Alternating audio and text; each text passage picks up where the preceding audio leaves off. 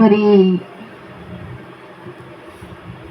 మన ప్రభువును ప్రియరక్షకుడైనటువంటి యేసుక్రీస్తు వారి పరిశుద్ధ నామంలో ఇప్పుడు వచ్చిన ప్రతి ఒక్కరికి వందనములు.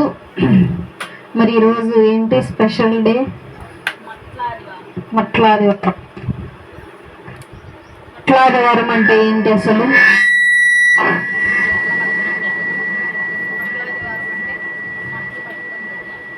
మా సండే స్కూల్ పిల్లలు ఇందాక అన్నారు పొద్దున్నే 7ంటికి అట్లా వెళ్తే సండే స్కూల్ ర్యాలీకి ఒక చోట ఆపి రోడ్డు మీద మట్లాదివారం అంటే ఏంటంటే మట్టలు పట్టుకుని తిరగాలని అన్నారు. అట్లాగే మీరేం చెప్తారు మట్లాదివారం అంటే?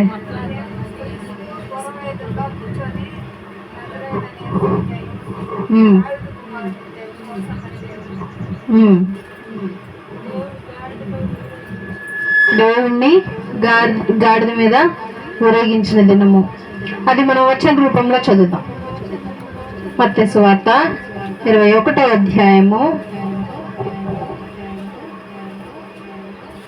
2-3 వచనాలు. మత్తయి సువార్త 21వ అధ్యాయము 2-3 వచనాలు. నీ ఎదుటనున్న గ్రామములకు వెళ్ళగానే కట్టబడి ఉన్న ఒక గాడిదయు దానితోనున్న ఒక గాడిద పిల్లయు నీకు కనబడును. వాటిని నా ఎద్దుకు తోలుకొని రండి. ఎవడైనను మీతో ఏమైనను అని ఎడల అది ప్రభువునకు కావలసి ఉన్నవని చెప్పవలను. వెంటనే అతడు వాటిని తోలి పెట్టునని చెప్పి వారిని పంపాను. ఒక్క నిమిషం ఆగుదాం. ఇక్కడ ఎక్కడి నుండి ఎక్కడికి అనేది చూద్దాం. తర్వాత ఫస్ట్ వచనం చూడండి, 21వ అధ్యాయం 1వ వచనం. తర్వాత యెరూషలేమునకు సమీపించి ఒలీవ చెట్ల కొండ దగ్గరున్న బెత్ఫగేకు వచ్చినప్పుడు యేసు తన శిష్యులు ఇద్దరిని చూచి, యెరూషలేములో ఒలీవల కొండ దగ్గరకు వచ్చాక బెత్ఫగే అనే ఒక గ్రామం ఉంది. ఆ గ్రామంలో ఇద్దరు శిష్యులను పిలిచి, ఇదిగో నీకు ఇలా నడుచుకుంటూ వెళ్తా ఉంటే ఒక గాడిదని కట్టేసి ఉంచుతారు.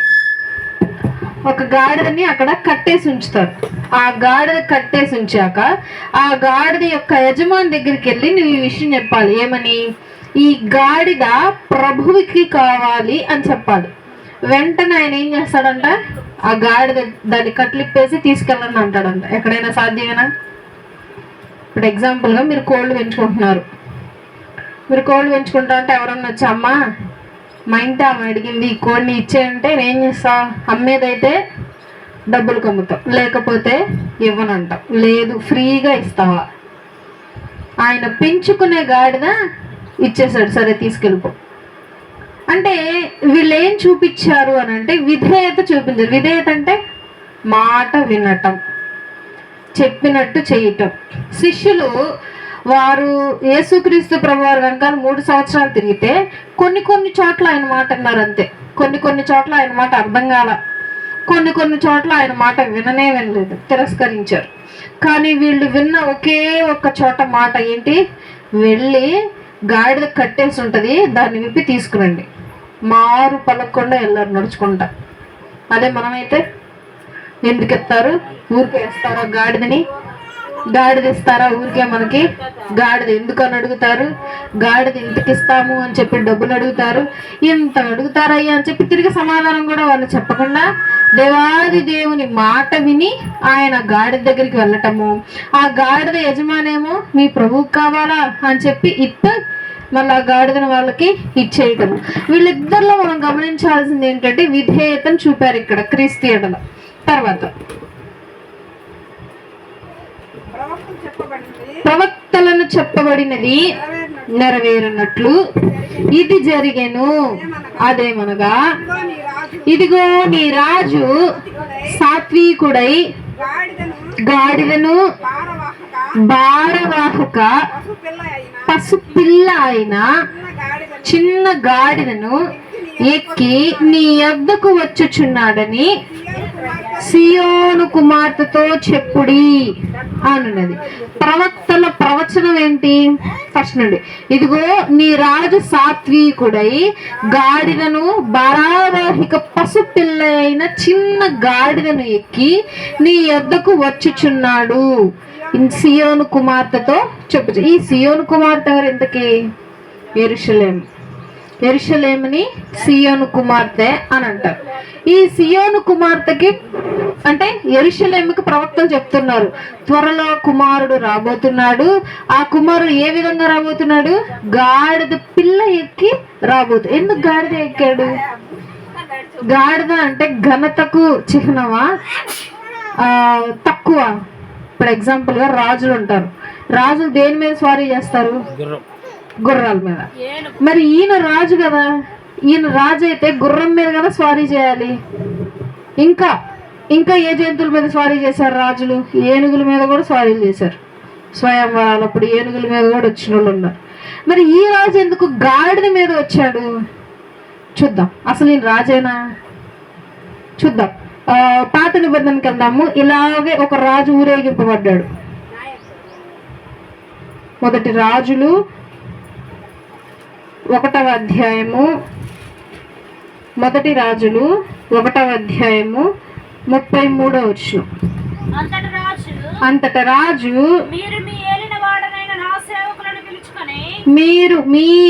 వాడైన నా సేవకులను పిలుచుకొని పోయి నా కుమారుడైన సొలొమోనును నా కంచర గాడిద మీద ఎక్కించి గిహోనునకు తీసుకొని పోయిరి. కంచర గాడిద మీద మోపించారంట. ఎవరిని? సొలొమోను గారిని. దావీదు గారి కుమారుడు జ్ఞాని అయిన సొలొమోను. ఇప్పుడు జ్ఞాని అయిన సొలొమోను గారు అప్పుడు బ్రతికి ఉన్న కాలంలో చుట్టుపక్కల ప్రాంతాల్లో ఆయనకున్నంత జ్ఞానం ఎవరికీ లేదు. గొప్ప రాజుగా పేరు పొందాడు. బైబిల్లో గొప్ప ఉపాధ్యాయుడిగా పేరు పొందాడు. ప్రపంచం మొత్తంలో జ్ఞానం కావాలి అని అంటే బైబిల్ చదవాలి. బైబిల్లో ఏం చదివితే జ్ఞానం వచ్చేదో తెలుసా? సామెతలు, ప్రసంగి, పరమగీతములు. ఇవి రాసింది ఎవరు? ఈ రాజు. ఈ రాజుని దేని మీద ఊరేగించారు? కంచరగాడి మీద ఊరేగించారు. అంటే ఈయన రాజు. అయితే ఎందుకు యేసుక్రీస్తు ప్రభు వారిని గాడిద మీద ఊరేగించారు అని అంటే మనం ప్రవక్తల వచనంలో చూసాంగా. పైన మళ్ళీ ముందుకెళ్దాం. ఇందాక వెళ్ళిన వచనము మత్తయి సువార్త 21.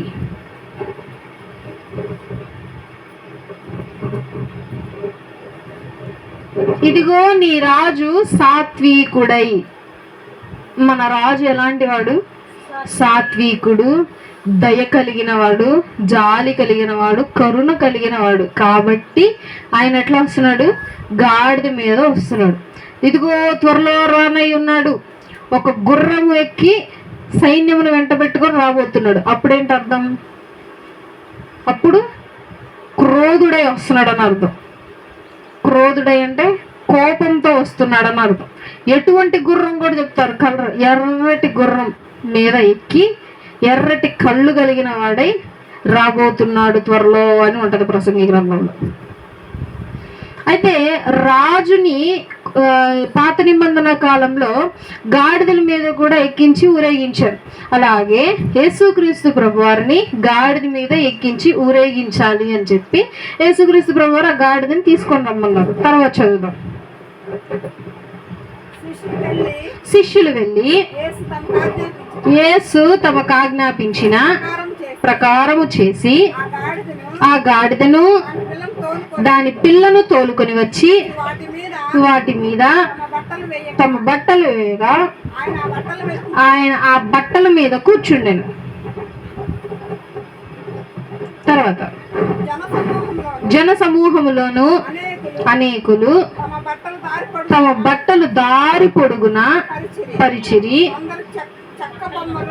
కొందరు చెట్ల కొమ్మలు నరికి దారి పొడుగున పరిచిరి. జన సమూహములలో ఆయనకు ముందు వెళ్ళుచుండిన వారును వెనక వచ్చుచుండిన వారును దావీదు కుమారునికి జయము, ప్రభు పేరట వచ్చువాడు స్తుతింపబడును గాక. సర్వోన్నతమైన స్థలములలో జయము అని ఏం చేస్తున్నారు? కేకలు వేస్తున్నారు. ఈ మట్టలాదివారం దినమున ఇప్పుడు చాలా తగ్గిపోయాయి. అసలు ఎక్కడో రేరుగా తిరుగుతున్నారు అంతే మట్టలు పట్టుకొని. నా చిన్నప్పుడు వీధి వీధి తిరుగుతూ ఉండేవాళ్ళు. మేము చిన్నప్పుడు తిరుగుతూ ఉంటే ఒక 2-3 గ్రూపులు వచ్చేసేయట్లేదు. ఒక లిట్లు వెళ్తా ఉంటే ఇంకొక లిట్లు వెళ్తా ఉండేవాళ్ళు. అట్లా తిరిగేవాళ్ళు అనమాట. ర్యాలీ ప్రతి చర్చి వాళ్ళు. ఇప్పుడు తిరగట్లేదు, తక్కువ చేశారనమాట. అయితే ఇక్కడ ఏం చేస్తున్నారంట, ఆ ఒక తల్లిగాడిద పిల్లగాడిద ఉంది. రెండింటిని విప్పి తీసుకొచ్చి యేసుక్రీస్తు ప్రభువారి దగ్గర పెడితే చక్కగా పిల్లగాడిది మీద బట్టలు వేసి వీపు మీద దాని మీద యేసుక్రీస్తు ప్రభువారు కూర్చున్నారు. ఆయన కూర్చున్న గాడిద నడుస్తుంటే ఏం చేస్తున్నారంట, చుట్టుపక్కల వాళ్ళందరూ వస్త్రములు తీసి పరుస్తున్నారు. వరుసగా వస్త్రములు తీసి పరుస్తా ఉంటే ఆ వస్త్రముల మీద ఆ గాడిద నడుస్తుంది. మళ్ళీ ఏం చేస్తున్నారు, తర్వాత ఏం చేస్తారు చూడండి. 7వ వచనం, 8వ వచనం. జన సమూహములలోను అనేకులు తమ బట్టలు దారి పొడుగునా పరిచిరి, కొందరు చెట్ల కొమ్మలు నరికి దారి పొడుగునా పరిచిరి. ఎందుకు పరిచారు? ఇప్పుడు రాజు గాడిద ఉంది, నడుచుకుంటూ వెళ్ళొచ్చు కదా. ఒక పక్క నుండి జైహో జైహో అంటే సరిపోతుంది. ఎందుకు బట్టలు పరచాలి, ఎందుకు కొమ్మలు నరికి అవి కూడా పరచాలి అని అంటే, మీరు ఈ జనరేషన్లో గుర్తు ఒకసారి జ్ఞాపకం చేసుకుంటే, రెడ్ కార్పెట్ తెలుసా? ఎర్రటి కార్పెట్ పరుస్తారు.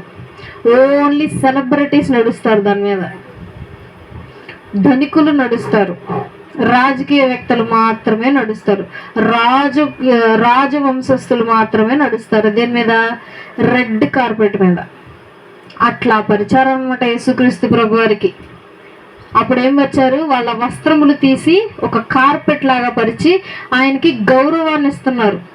ఆ గాడిద ఆ కార్పెట్ మీద నడుచుకుంటా వెళ్తా ఉంటే జనసమూహాలు ఏం చేస్తున్నాయి, ఒకళ్ళు ముందున్నారంట, కొంతమంది వెనుకున్నారంట. ఏమని అరుస్తున్నారు? జన సమూహములలో ఆయన ముందు వెళ్ళుచుండిన వారును వెనక వచ్చుచుండిన వారును దావీదు కుమారునికి జయము, ప్రభు పేరట వచ్చుచున్నవాడు స్తుతింపబడును గాక, సర్వోన్నతమైన స్థలములలో జయము అని కేకలు వేస్తున్నారు. పెద్దగా కేకలు వేసుకుంటూ జై జై జై హోసన్నా జై అని చెప్పి అరుచుకుంటూ వెళ్తున్నారు. ఏది మనం కూడా చెప్దామా ఒకసారి? దావీదు కుమారునికి జయము. మొత్తం కలిపి పలుకుతాం. దావీదు కుమారునికి అందరు చెప్పాలి. దావీదు కుమారునికి జయము, ప్రభు పేరట వచ్చుచున్నాడు, స్తుతింపబడును గాక, సర్వోన్నతమైన స్థలములలో జయము. ఈ విధంగా చెప్పుకుంటూ కేకలు వేసుకుంటూ ముందు కొంతమంది వెనక కొంతమంది వెళ్తా ఉన్నారు నడుచుకుంటా. ఇదంతా చుట్టుపక్కల ఉన్న వాళ్ళందరూ చూస్తున్నారు. ప్రధాన యాజకులు కోపంగా, ఇప్పుడు ఎందుకు ఊరేగిస్తున్నారు, ఏమైంది ఇప్పుడు అని అంటే, లేదు ఈయనని మేము రాజుగా అంగీకరించాం, అందుకే ఏం చేస్తున్నారు వాళ్ళు, ఊరేగిస్తున్నారు. అంతేగా. ఇప్పుడు ఎగ్జాంపుల్గా మనం ఓట్లు వేసాం ఎవరికైనా, మనం ఇష్టపడేది ఎవరన్నా వీళ్ళు గెలవాలి అని చెప్పి మనం ఓటేస్తే వాళ్ళు గెలుస్తారు. అంటే దాని అర్థం ఏంటి, వాళ్ళు గెలవాలి అని చెప్పి మనం వాళ్ళు అంగీకరించాం, వాళ్ళు మనకి అధిపతులుగా ఉండాలి, న్యాయాధిపతులుగా ఉండాలి. అలాగే యేసుక్రీస్తు ప్రభువారు 33.5 సంవత్సరాలు బ్రతికి చివరి కాలంలో ఇంకా 3 రోజులు ఏం రాబోతుంది, గుడ్ ఫ్రైడే.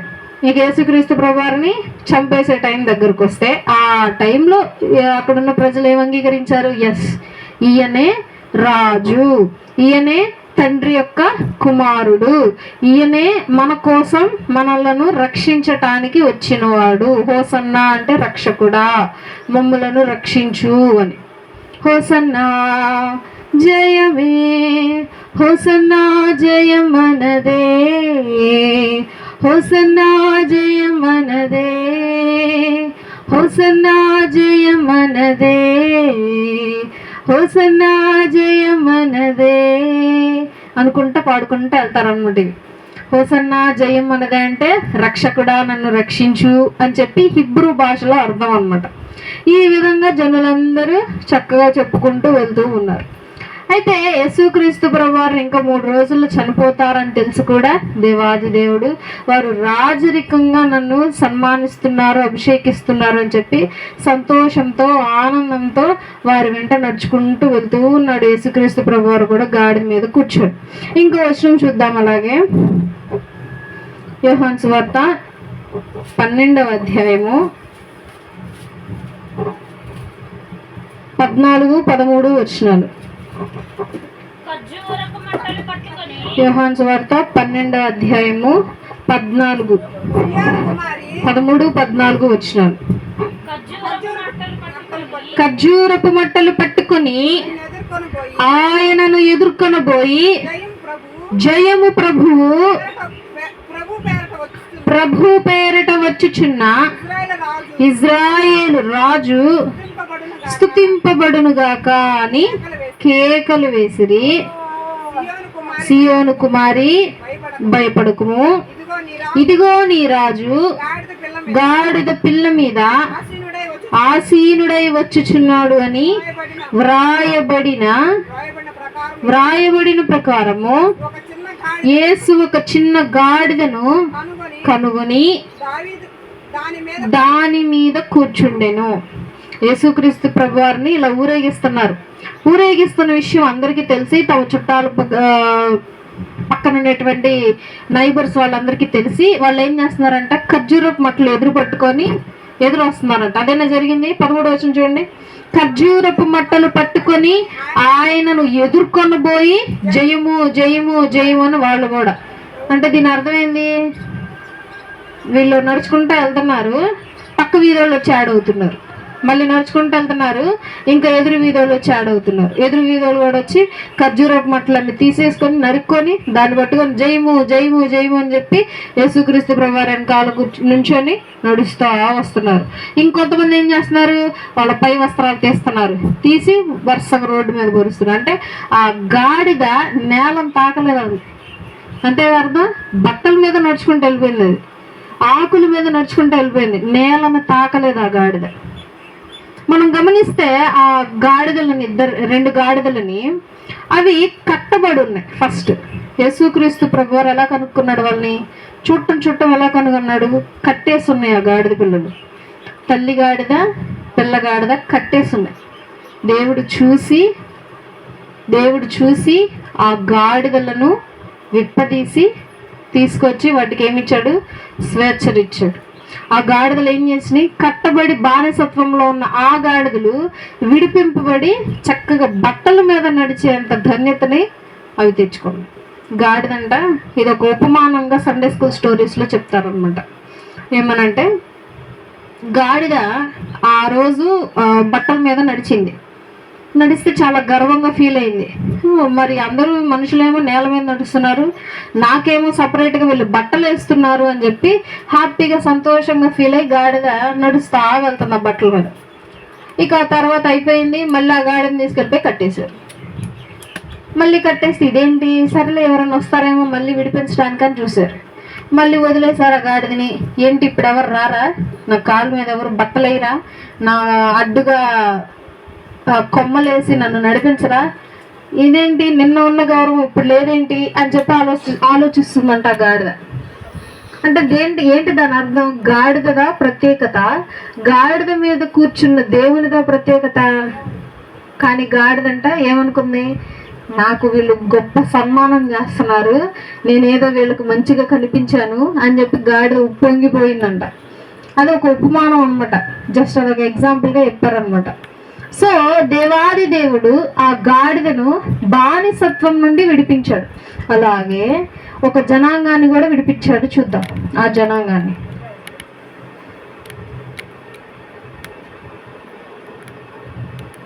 నిర్గమకాండము 3వ అధ్యాయము 1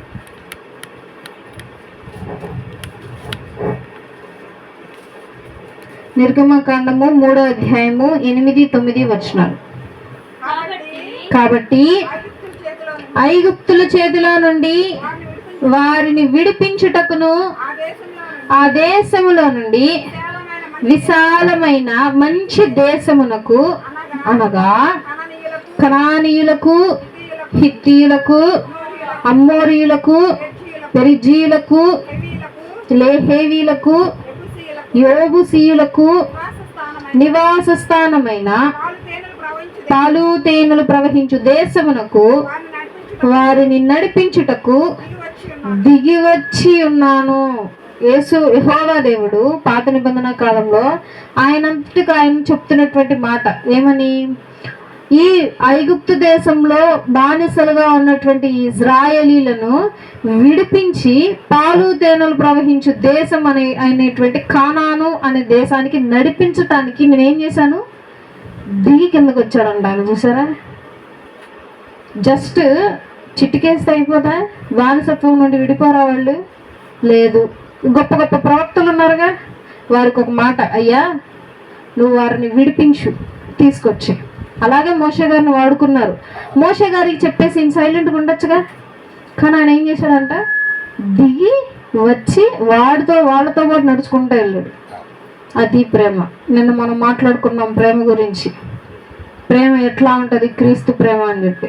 ఆయన మన కొరకు మనలను బందీ నుండి విడిపించటానికి, స్వేచ్ఛగా మనల్ని మార్చడానికి ఆయన ఏం చేశాడు, పరలోకం నుండి మన కోసం దిగి కిందకు వచ్చాడు. అప్పుడేమో ఇజ్రాయేలీల కోసం వచ్చాడు, మళ్ళీ క్రొత్త నిబంధనలో మన కోసం వచ్చాడు.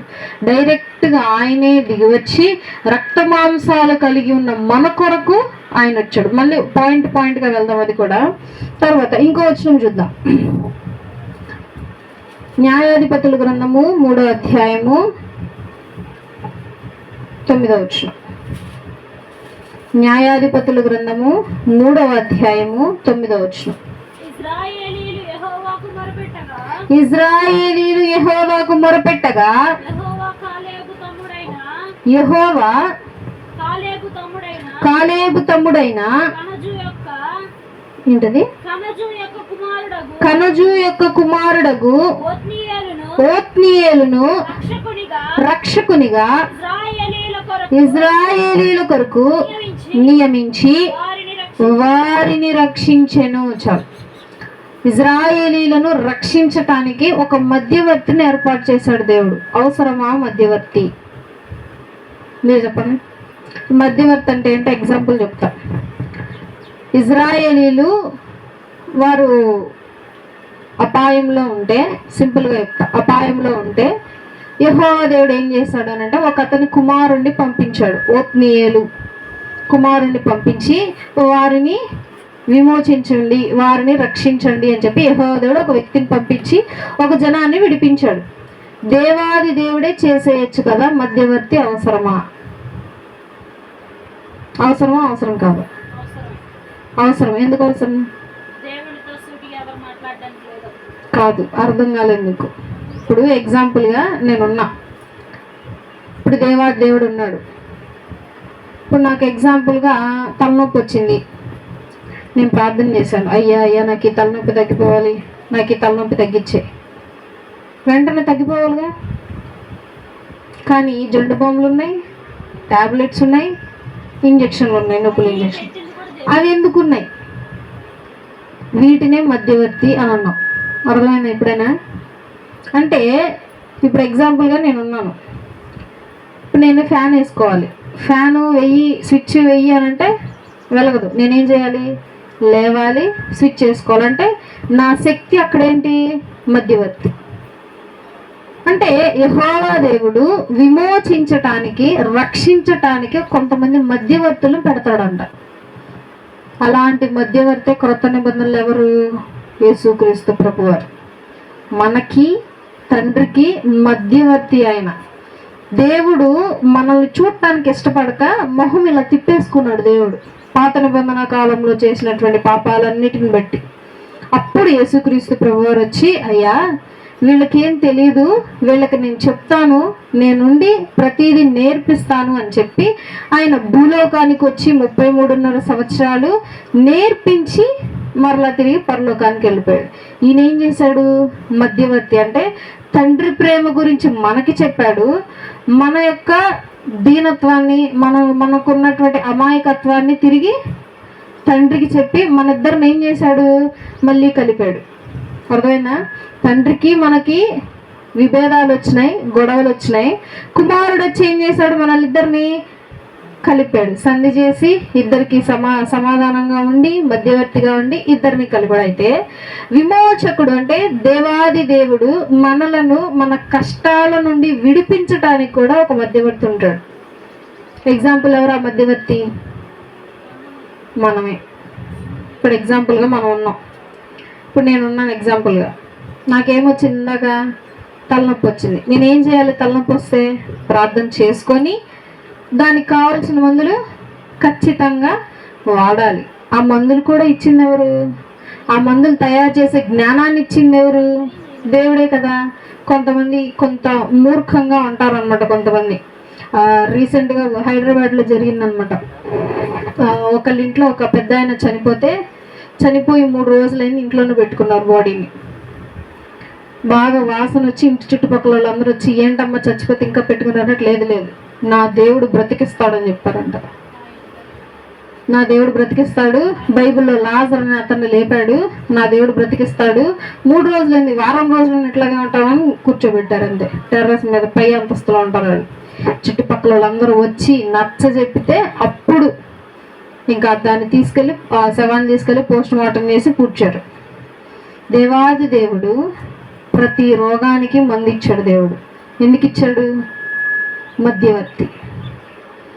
దేవాది దేవుడు మనలను విమోచించటానికి, మనలను రక్షించటానికి మధ్యలో ఏం కావాలి? ఒక మధ్యవర్తి కావాలి. తర్వాత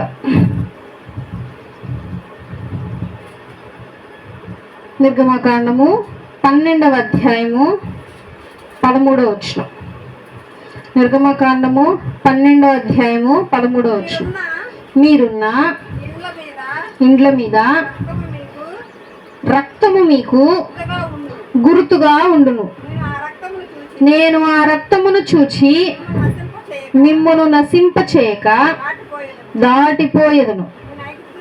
నేను ఐగుప్తు దేశమును పాడు చేయుచుండగా మిమ్మును సంహరించుటకు తెగులు మీ మీదకి రాదు.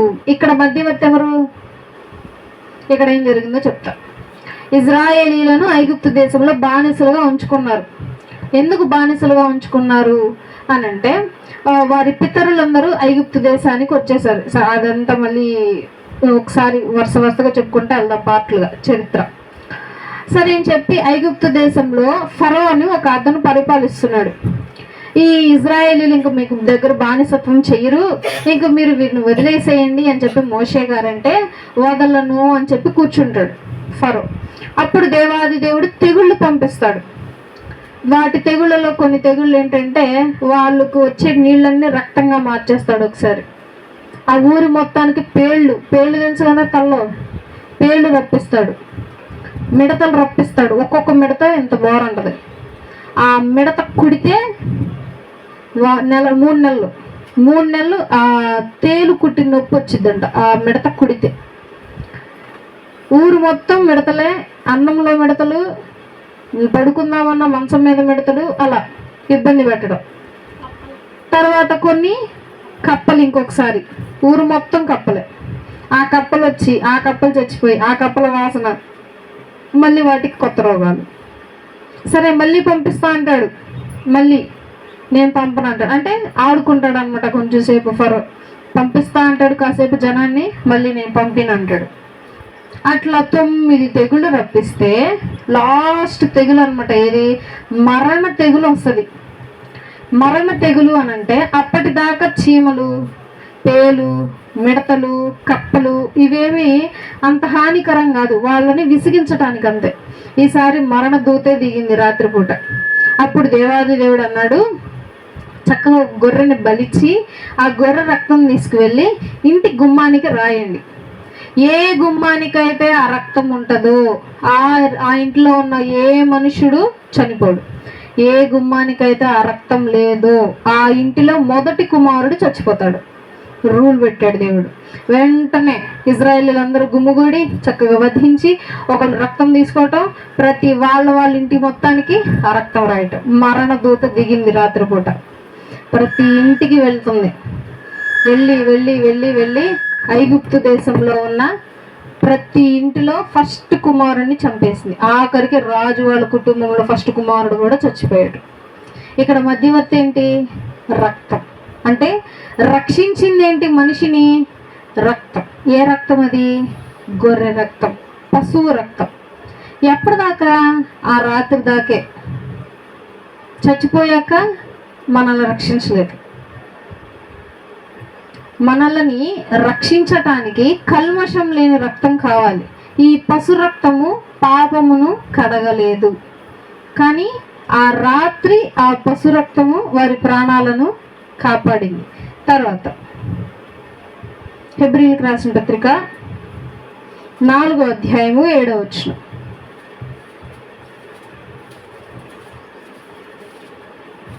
హెబ్రీయులకు రాసిన పత్రిక 4వ అధ్యాయము 7వ వచనం.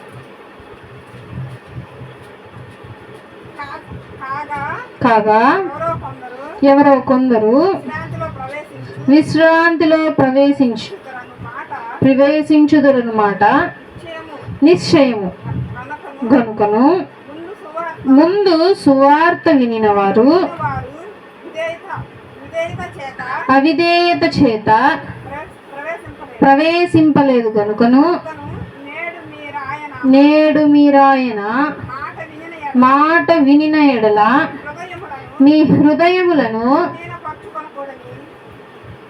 కఠినపరుచుకొనకూడని వెనుక చెప్పబడిన ప్రకారము ఇంతకాలమైన తర్వాత దావీదు గ్రంథంలో నేడని ఒక దినమును నిర్ణయించుచున్నాడు. చాలు. విమోచన జరగటానికి ఒక రోజు అనేది నిర్ణయించబడుతుంది. ఇప్పుడు మనం ఎగ్జాంపుల్గా కోర్టులో చూస్తాం, ఈ రోజే తుది తీర్పు, ఈ రోజే అంతిమ తీర్పు. ఆ విధంగా దేవాది దేవుడు కూడా మనలను రక్షించటానికి అంటూ ఒక రోజు ఉంటుంది చరిత్రలో. ఆ రోజు ఏంటి? Good Friday. మనకేంటి అది? గుడ్ ఫ్రైడే, మంచి శుక్రవారం అంటారు ఆ రోజు. చరిత్రలో దేవుడు మనలను విమోచించిన రోజు. ఐగుప్తీయులను విమోచించిన రోజున ఏం పండగ చేసుకుంటారు? పస్కా. 7 రోజులు వరుసగా చేసుకుంటారు. అలా మనకు దేవుడు ఏం చేశాడు? విమోచించటానికి కూడా ఒక దినాన్ని ఏర్పరిచాడు. ఫస్ట్ నుండి చూసినట్లయితే యెహోవా దేవుడు మనలను, అంటే ఐగుప్తీయులను రక్షించటానికి డైరెక్ట్ ఆయనే భూలోకానికి దిగి వచ్చాడు. క్రొత్త నిబంధనలో క్రీస్తు అంటే తండ్రి అయిన కుమారుడు మన కొరకు, అంటే తండ్రి వచ్చిందేమో ఓన్లీ ఇజ్రాయేలీని రక్షించడానికే. మనము ఇజ్రాయేలీలము కాదు, మనల్ని అన్యులు అంటారు, వాళ్ళ వంశం వేరు. ఆ ఇజ్రాయేలీని రక్షించడానికి యెహోవా దేవుడు వచ్చాడు. మరి మిగతా వాళ్ళు ఏమైపోవాలి అంటే మనమేమవ్వాలి? అప్పుడు కుమారుడు ఏం చేశాడు? మన కొరకు వచ్చాడు. భూలోకానికి వచ్చి మన కొరకు మన పాపాలను తన మీద మోపుకున్నారు. ఫస్ట్ది ఆయన భూలోకానికి మన కొరకు వచ్చాడు. ఇంకొకటి ఆయన మధ్యవర్తిగా ఉన్నాడు తల్లికి మనకి. తర్వాత యేసుక్రీస్తు ప్రభువారి రక్తము మాత్రమే మన పాపములను విమోచించింది. ఐగుప్తు దేశంలో ఇజ్రాయేలీలను ఒక రాత్రి కాపాడింది. ఏం రక్తము? పశువుల రక్తము తీసి తలుపు మీద పోయటం మూలం. అది జీవితాంతము మనిషిని నరకంలోనికి పోకుండా కాపాడలేదని తెలిసి కుమారుడు భూలోకానికి రావడం జరిగింది. తర్వాత ఇంకొక విమోచన ఏంటి? డైరెక్ట్గా ఒకానొక రోజు విమోచన అనేది జరుగుతుంది. బానిసత్వం ఉంది అని అంటే విమోచన అని కూడా ఉంటుంది. అంటే విమోచన అంటే విడుదల. ఆ విడుదల అనేది ఒకానొక రోజు జరుగుతుంది. తర్వాత ఇంకో విషయం చూద్దాం.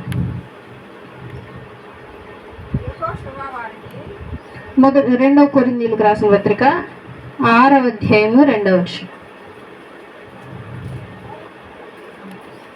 అనుకూల సమయమందు 2 కొరింథీయులకు రాసిన పత్రిక 6వ అధ్యాయము 12వ వచనం. మీ ఎడల మా అంతఃకరణము సంకుచితమై ఉండలేదు గాని నీ అంతఃకరణమే సంకుచితమై ఉన్నది. మేము చెప్పేదంతా ఒకటే, కానీ మీరే కలవరపడుతున్నారు అని చెప్పి పౌలు గారు చెప్తున్నారు హెబ్రీ సంఘానికి. అంటే ఒకానొక రోజు తీర్పు జరుగుతుంది, ఒకానొక రోజు విమోచన జరుగుతుంది. మనకు ఆల్రెడీ విమోచన జరిగింది. అసలు విమోచన అంటే ఇంకా డీప్గా క్లుప్తంగా వివరించి చెప్తా. మనము ఈ భూలోకంలో దేవాది దేవుడు రాకపోయి ఉంటే, మన కొరకు చనిపోకపోయి ఉంటే మనం ఏమై ఉండేవాళ్ళమో చెప్తాం. మనము చనిపోయే వాళ్ళం, డైరెక్ట్ చనిపోయిన వెంటనే తీసుకెళ్ళిపోయి నరకంలో పడేసేవాడు. ఓన్లీ ఇజ్రాయేలీలకు మాత్రమే దేవుడు ఏం చేశాడు? అనుమతి ఇచ్చాడు. ఇప్పుడు ఇజ్రాయేలీలు కానోళ్ళు ఉన్నారుగా, అంటే మనలాంటి వాళ్ళు. మరి మనం ఏమేమి, మనం ఇజ్రాయేలీలకు వెళ్ళాలంటే వాళ్ళు చెప్పినట్టుగా వాళ్ళు వేసుకునే బట్టలు వేసుకోవాలి, వాళ్ళు తినే తిండి తినాలి, వాళ్ళని పెళ్ళిళ్ళు చేసుకోవాలి, వాళ్ళకలాగా పూర్తిగా మనల్ని మనం మార్చుకోవాలి. అప్పుడు దేవుడు ఏం చేస్తాడు? ఇజ్రాయేలీలోకి తీసుకువెళ్ళి మనలను రక్షిస్తాడు.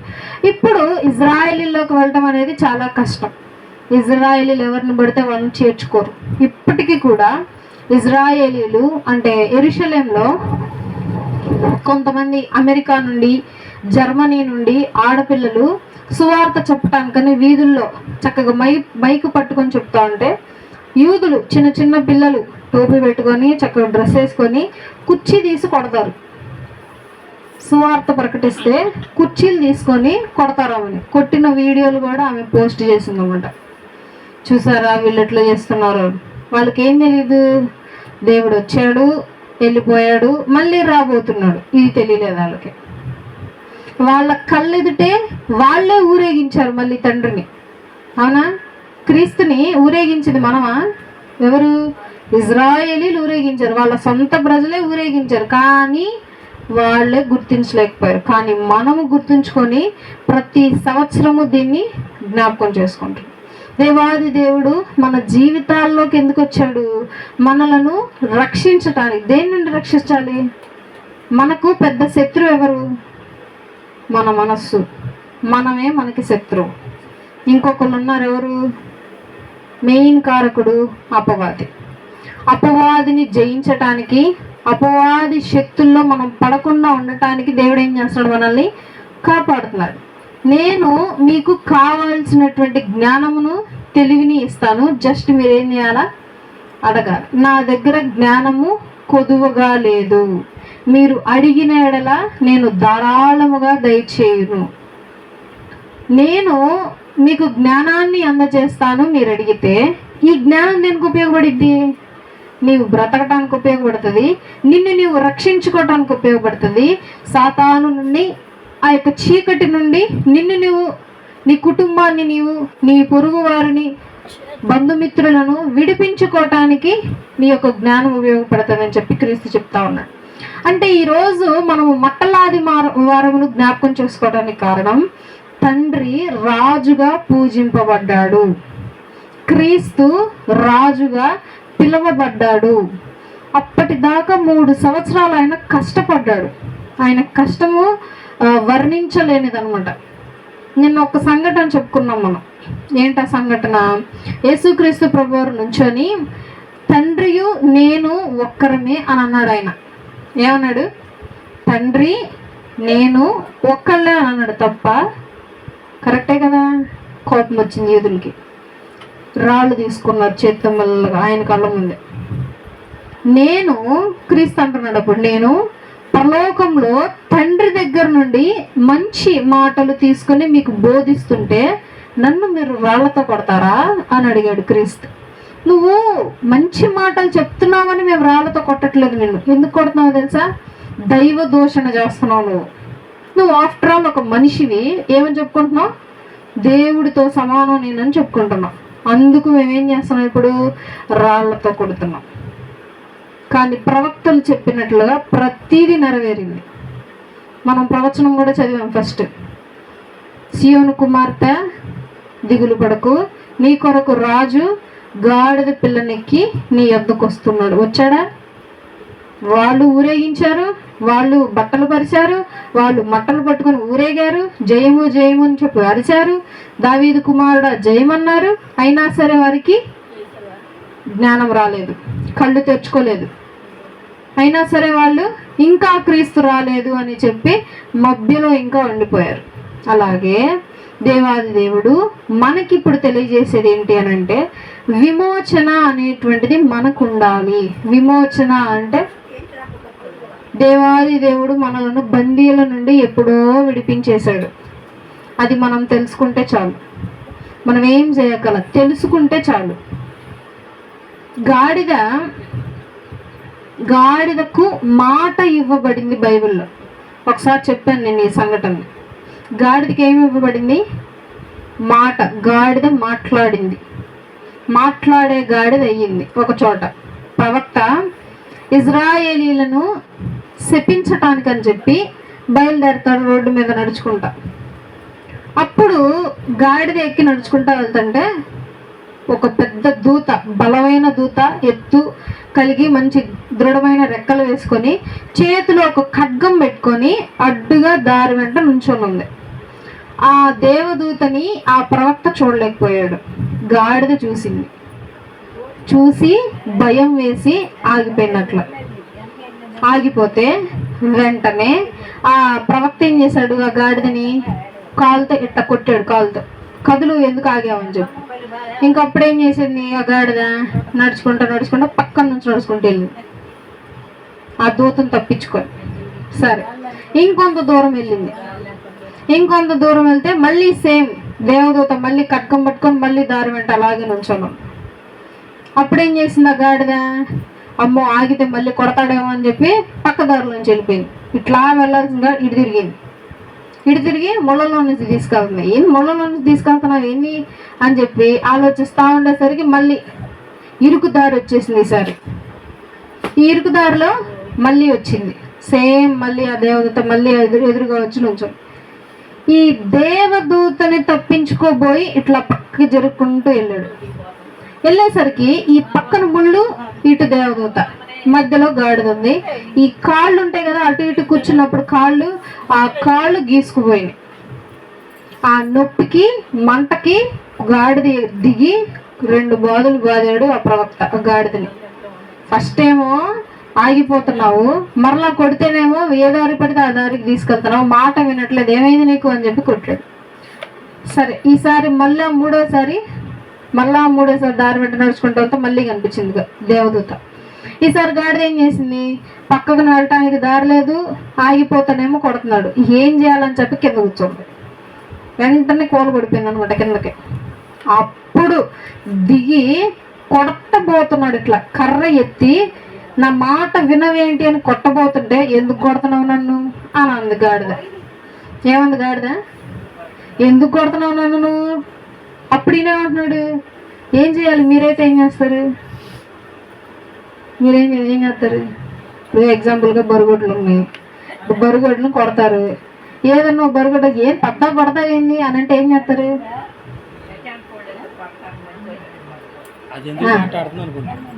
మీరు ఎందుకు మాట్లాడుతున్నాను చూస్తారా? దానికి సమాధానం చెప్తారా? ఆ గాడిద నన్ను ఎందుకు కొడుతున్నావు అని అడిగితే, ఏంది ఎందుకు కొట్టేది? ప్రతిసారి వెళ్ళే చోట ఆగిపోతున్నావు ఎందుకు?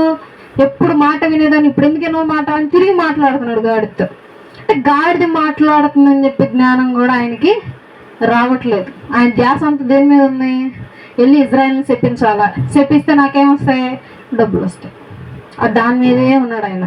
గాడిదకి తిరిగి సమాధానం చెప్తున్నాడు. తర్వాత జ్ఞానం వచ్చి గాడిద మాట్లాడుతుంది ఏంటి అని ఆలోచించాడు. అప్పుడు వెనక్కి తిరిగి చూస్తే పెద్ద దేవదూత, ఎత్తైన దేవదూత, బలమైన దేవదూత ఖడ్గం పట్టుకొని కోపంగా నుంచొని ఉంది. ఇజ్రాయేలీలను ఆశీర్వదించడానికి నీకు ఇచ్చిన వరాన్ని నువ్వేం చేస్తున్నావు? వారిని శపించడానికి వాడుతున్నావా నువ్వు?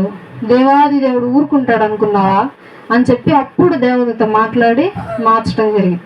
అట్లాగే దేవాది దేవుడు మనల్ని ఎప్పుడో విడిపించేశాడు. సాతాను దగ్గర నుండి, మన యొక్క బాధల నుండి, బంధకాల నుండి ఎప్పుడో విడిపించాడు. అంటే మనం ఏం చేయాలి? తెలుసుకోవాలి. ఎస్, నేను విడిపింపబడ్డాను, ఈ శ్రమలు నన్నేమీ చేయలేవు, ఈ కష్టాలు నన్నేమీ చేయలేవు. ఒక 3 స్నేహితులను రాజు అగ్నిగుండంలో పడేశాడు. షడ్రకు, మేషకు, అబేద్నెగోలని 3 స్నేహితులు యెహోవా దేవుణ్ణే పూజిస్తున్నారు అని చెప్పి రాజు ఏం చేశాడంటే తీసుకెళ్ళిపోయి అగ్నిగుండంలో వేశాడు. వేయబోతూ ఒక క్వశ్చన్ అడిగాడు. ఇప్పుడే లాస్ట్ ఛాన్స్ ఇస్తా మీకు. మీ దేవుణ్ణి వదిలేసి ఇదిగో నేను చూపించే బయలుదేవతను పూజిస్తానని చెప్పి వదిలేస్తా. అప్పుడు వాళ్ళు ఏమన్నారో తెలుసా? 3 మమ్ములను ఆ అగ్నిగుండం నుండి రక్షించగల సమర్థుడు నా దేవుడు. ఏమన్నాడు? మమ్ములను నువ్వు పడేసే అగ్నిగుండం ఉందే, ఈ అగ్నిగుండం నుండి విడిపించగల సమర్థుడు ఆయన. He can do. ఆయన మా అగ్నిగుండం నుండి మమ్మల్ని రక్షిస్తాడు, నువ్వు కావాలంటే మమ్మల్ని వేసేసుకో. వీళ్ళకి ఇంత గర్వమా అని చెప్పి వేసాడు. 3 ఉండాల్సిన కొద్దీ ఎంతమంది కనిపిస్తున్నారు? 4 కనిపిస్తున్నారు అగ్నిగుండంలో. ఏంద్రా 4 కనిపిస్తున్నారు, వేసింది 3 కదా అని చెప్పి బయట ఉన్న వాళ్ళందరూ చూస్తున్నారు. అప్పుడు మంటను ఆపి బయటికి తీసుకొస్తే 3 వచ్చారు బయటికి. వారి వంటి మీద కాలిన వాసన లేదు, వెంట్రుకలు కమురుకున్న వాసన లేదు, వస్త్రాలు కాలినట్టుగా కనిపించట్లేదు. ఎలా వెళ్ళారో అలాగే తిరిగి వచ్చారు మళ్ళీ. అప్పుడు రాజు సాగిలపడి నీ దేవుడే గొప్పవాడు అని చెప్పి ఒప్పుకున్నాడు. అంటే ఆ 3 స్నేహితులు ఏం తెలుసుకున్నారు? ఆయన మమ్మలను రక్షిస్తాడు, ఇంకా ఆయన ఉండగా మాకేంటి బాధ? మనకు కూడా అదే ఉండాలి. దేవాది దేవుడు మనలను ఎప్పుడో రక్షించేశాడు, మనలను ఎప్పుడో విమోచించాడు. మనం ఏం చేయాలి? జస్ట్ విధేయత చూపించాలంతే. శిష్యులు అక్కడ గాడిద ఉంటుంది, విప్పి తీసుకురండి రండి అని అంటే వెళ్ళారు, విప్పారు, తెచ్చేశారు. ఆ గాడిద యజమాని దగ్గరికి వెళ్ళి అయ్యా మాకు ఈ గాడిద కావాలి, మా ప్రభువు అడిగాడు అని అంటే అవునా సరే తీసుకెళ్ళి. అటువంటి వారముగా మనం ఉన్నామా? దేవుడు ప్రార్థించమన్నాడు, ప్రార్థించాల్సిందే. దేవుడు పాపాన్ని వదిలేయమన్నాడు, వదిలేయాల్సిందే. దేవుడు మాట వినమన్నాడు, వినాల్సిందే. ఎప్పుడైతే మనం దేవుడు చెప్పింది ప్రతీది వింటామో చేస్తామో అప్పుడు దేవుడు ఏం చేస్తాడు? మనల్ని రక్షిస్తాడు, కాపాడతాడు. దేవుడు తీసుకెళ్ళి సరాసరి పరలోకంలో ఆయన పక్కన కూర్చోబెట్టుకుంటాడు. ఈ యొక్క రోజు తీర్మానం అదే. దేవాది దేవుణ్ణి ఇజ్రాయేలీలు ఈరోజు రాజుగా అంగీకరించారు.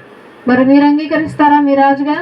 ఈరోజు దేవాది దేవుడు మీ రాజు అని చెప్పి చెప్పండి అందరూ. యేసుక్రీస్తు ప్రభువారు చెప్పండి. యేసుక్రీస్తు ప్రభువారు మా రాజు, నా కొరకు వచ్చాడు, నా కొరకు మరణించాడు. ఇదే విధంగా చెప్పారు వాళ్ళు కూడా. దావీదు కుమారుడా జై, రాజుల రాజా జై, ప్రభువుల ప్రభువా జై, హోసన్నా జయము, హోసన్నా జయము. హోసన్నా అంటే ఏంటి? మమ్ములను రక్షించు అని చెప్పి. ఇదే విధంగా మనము కూడా మన జీవితంలో మనము రాజుగా దేవుణ్ణి అంగీకరిస్తే మన జీవితాలను మార్చగల దేవుడు ఆయన, మన కష్టాలను తీర్చగల దేవుడు ఆయన, మన బాధలను ఇట్టే మాయం చేయగల దేవుడు ఆయన. అందరి తలల నుంచి కళ్ళు మూసుకొని ప్రార్థన చేద్దాం అందరం. ఈ యొక్క దినమును దేవుడు మనకు బట్టి సంబంధం బట్టి వందనం స్తోత్రం తండ్రి. ప్రభువా, ఎంతో మంది రోజులకు నశించిపోతుండగా మీరు మమ్మల్ని అలాగ చేయకుండా ఇప్పటికీ సజీవులకు ఉంచిన విధానం బట్టి మీకు స్తుతులు స్తోత్రాలు. నా తండ్రి ప్రభువా, ఈ రోజు నా తండ్రి మట్టల ఆదివారమును మేమందరం జ్ఞాపకం చేసుకొని అయా నేను ఏ విధంగా పూజించి ఉన్నారో కీర్తించి ఉన్నారో నా తండ్రి జ్ఞాపకంలోనికి తెచ్చుకొని నా తండ్రి మా రాజుగా నిన్ను అంగీకరించి స్తుతించి నా తండ్రి నిన్ను గణపరిచే భాగ్యమును నాకును ఇక్కడున్న ప్రతి ఒక్కరికి మీరు అనుగ్రహించారు. మీరు కృతజ్ఞతలు. ఈరోజు పొద్దున్న నుండి జరిగినటువంటి సండే స్కూల్ కార్యక్రమాల్లో తోడుగా ఉన్నారు. కృతజ్ఞతలు. బిడ్డలందరూ మట్టలు పట్టుకొని తండ్రి రాజుల రాజుకు జయము, ప్రభువుల ప్రభువుకి జయము అని చెప్పి నా తండ్రి వీధుల వెంట తిరుగుతూ నిన్ను గణపరిచి నిన్ను హెచ్చించి నీ నామమును 10 మందికి చెప్పే కృపను అందరికీ సండే స్కూల్ బిడ్డలు అనుగ్రహించారు. మీ కృతజ్ఞతలు. నా తండ్రి నీకు స్తోత్రం ప్రభువా. ఈరోజు మేము నేర్చుకున్న విధానం బట్టి నా తండ్రి నీవు మా కొరకు వచ్చి ఉన్నామని మేము నమ్ముతా ఉన్నాం నాయన. అయ్యా నా తండ్రి ప్రభు మా రాజుగా మిమ్మల్ని అంగీకరిస్తూ ఉన్నారు నాయన. అయ్యా నా తండ్రి ఇక్కడ ఎవరెవరైతే నా తండ్రి నీ యొక్క మాటలు వింటా ఉన్నారు వారి హృదయంలో యొక్క మాటలు అమూల్యంగా భద్రపరిచి అయ్యా వారి జీవితాలకి యొక్క మాటలు తండ్రి మార్గదర్శిగా ఉండటం కృప చూపించండి నా తండ్రి. నీకే స్తోత్రం. మా కొరకు నీవు చేసిన గొప్ప త్యాగం బట్టి కృతజ్ఞత. ఆ యొక్క త్యాగం మేము హృదయంలో ఉంచుకున్నా ప్రభు. ఆయన అతని అట్టి విధంగా మా జీవితాలను మేము మార్చుకునే కృపను వాళ్ళకు అనుగ్రహించండి నా తండ్రి. నీకే స్తోత్రాలు, వందనాలు, కృతజ్ఞత. నా తండ్రి ప్రభు ఈ యొక్క రోజుని ఘనపరిచి నా తండ్రి ప్రభు నేను ఘనపరిచి నేను స్తుతించి ఈ యొక్క ప్రార్థనను మేము ముగించబోతా ఉన్నాం నాయన. నీకే స్తోత్రాలు. ఈ యొక్క మాటలు మేము ప్రతిదినము నెమరు వేసుకున్న కృపను అనుగ్రహించండి. ఈ యొక్క కూడిక ముగించుకొని మరలా ఇంకొక సండే స్కూల్ వాళ్ళు వచ్చిండగా రాకపోకలు మీరు తోడుగా ఉండి సహాయం చేయండి నా తండ్రి. నీకే స్తోత్రాలు. కూడి వచ్చే సంఘస్థులను మీరు జ్ఞాపకం చేసుకోండి. సంఘస్థులకు మంచి ఆరోగ్యమును తండ్రి చేసే ప్రతి పనులు మీరు తోడుగా ఉండి సహాయం చేయండి. వారి జీవితాలను ఆశీర్వదించండి, వారి కుటుంబాలను ఆశీర్వదించండి, వారి బిడ్డలను ఆశీర్వదించండి. బిడ్డల చదువుల్లో మీరు తోడుగా ఉండి సహాయం చేయండి. సంఘాన్ని దీవించండి, ఆశీర్వదించండి నా తండ్రి. ఎంతో మంది నూతనమైన గృహాలు కట్టుకుంటూ ఉన్నారు, మధ్యలో ఆగిపోయినటువంటి వారు ఉన్నారు నా తండ్రి ప్రభు. సహాయం చేయండి ప్రతి ఒక్కరికి. ప్రతి ఒక్కరు నా తండ్రి నీ కృప చొప్పున నా తండ్రి ఆగిపోయినటువంటి గృహాలు మరలా కట్టుకునే కృపను అనుగ్రహించండి. నీకే స్తోత్రాలు, స్తుతులు ప్రభు. అయ్యా ఇంకా 3 రోజుల్లో నా తండ్రి ప్రభు నేను సిలువైపోతా ఉన్నారు నాయన. ఆయన తండ్రి ఆ రోజు మనం మేమందరం ఏకంగా కూడి నా తండ్రి నీ గురించి అనేకమైన అమూల్యమైన మాటలు మేమందరము తెలుసుకున్నట్టుకు సహాయం చేయండి, కృప చూపించండి నా తండ్రి. నీకే కృతజ్ఞతలు, స్తోత్రములు ప్రభు.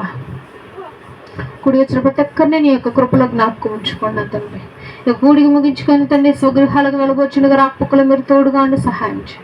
మరలా మేమందరం శుక్రవారపు దినము తెల్లవారు జనమున మేమందరం విధంగా ఏకముగా కూడిన తండ్రి నీవు మా కొరకు చనిపోయి తండ్రి ప్రభు త్యాగం చేసిన విధానాన్ని మేమందరము జ్ఞాపకం చేసుకొని మా జీవితాలను మార్చుకునే తండ్రి కృపను అనుగ్రహించమని యేసునామమున అడిగి వేడుకొంచు ప్రార్థిస్తున్నాం తండ్రి. ఆమేన్. మన తండ్రి నేను ప్రేమియు కుమారుడైన యేసుక్రీస్తు ప్రభువారి కృపయు పరిశుద్ధాత్మ సహవాసము మనందరికీ ఎల్లప్పుడూ తోడే నడిపించునుగాక. ఆమేన్. అందరికీ వందనాలు.